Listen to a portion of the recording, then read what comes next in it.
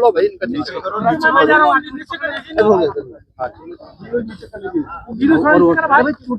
थोड़ा नीचे कर बना साउंड आई बस नीचे करा था। सिटी के अंदर रेन बसेरों का निरीक्षण करने और जरूरतमंदों को कंबल वितरण की दृष्टि से आज मुझे यहाँ पे 2 रेन बसेरों का निरीक्षण करने ट्रांसपोर्ट नगर में और धर्मशाला बाजार में देखने का अवसर प्राप्त हुआ है। यहाँ पे कंबल वितरण का भी इस कार्यक्रम के साथ जुड़ने का अवसर प्राप्त हुआ है। वर्तमान में भीषण शीतलहरी उत्तर भारत में पड़ रही है। भीषण शीतलहरी में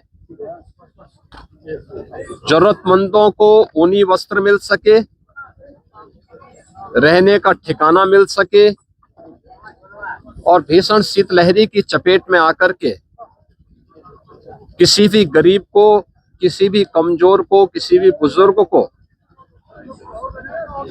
कहीं भी कोई दिक्कत न हो, इसके लिए डबल इंजन सरकार पूरी प्रतिबद्धता के साथ लगी हुई है और इसीलिए प्रदेश के अंदर हर जनपद को पर्याप्त धनराशि उपलब्ध कराई गई है कि माननीय जनप्रतिनिधियों के साथ मिलकर के जरूरतमंदों को कंबल वितरण करें, रेन बसेरों की व्यवस्था करें, रेन बसेरों में जरूरतमंदों के लिए भोजन की व्यवस्था भी करें, ऊनी वस्त्र की व्यवस्था भी करें।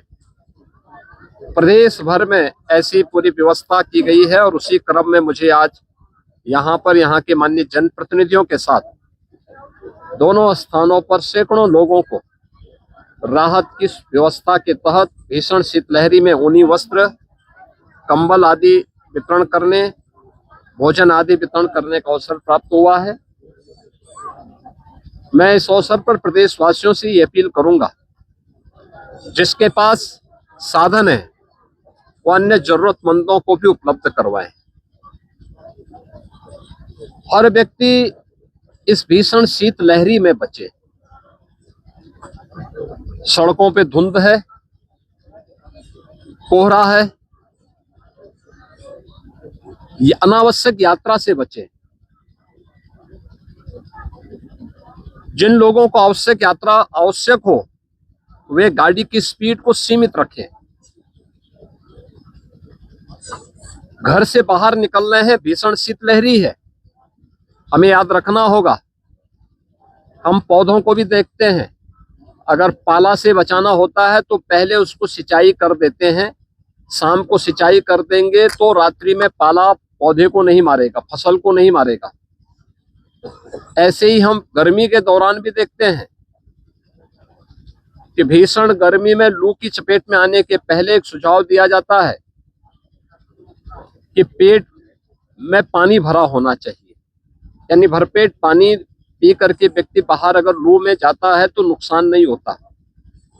ऐसे ही भीषण शीतलहरी और भीषण गर्मी के दौरान भी अगर पर्याप्त मात्रा में जल राशि हमारे पेट में है तो इन दोनों से बचा जा सकता है।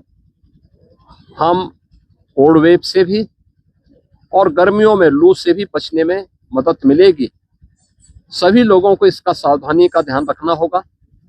सार्वजनिक स्थानों पर जो अलाव जलाए जा रहे हैं उसको सार्वजनिक रूप से जो लोग चलते हैं उन लोगों के लिए रहने देना चाहिए, उसको अनावश्यक रूप से उठाना नहीं चाहिए। बहुत सारे लोग हो क्या रहे हैं कि अलाव जलाया जा रहा है उसको उठा करके लेके चले जाते हैं। आप एक जरूरतमंद के लिए इस व्यवस्था होती है वह देखेगा, नहीं तो कम से कम अगर कोई